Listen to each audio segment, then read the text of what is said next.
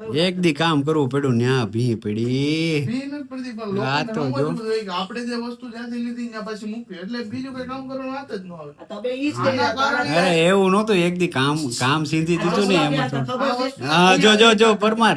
એક આ ચશ્મા એ હવે ભૂકા હા પરમાર મારી સાઈડ બોલો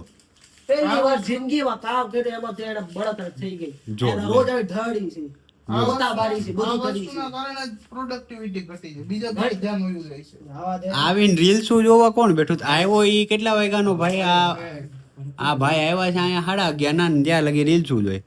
પછી આપણે આપણું કામ લઈને બેઠા બરોબર પણ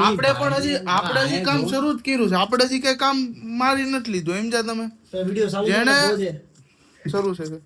જેણે આ વિડીયો ઉતારી લીધો છે આ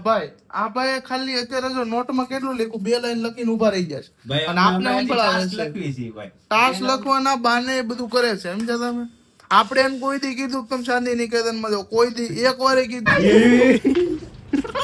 ઓય આ બધું પલાળ્યું માં પડી ઓડી એ આપણો વિડિયો કરે 2-3 આટલો વિડિયો કરે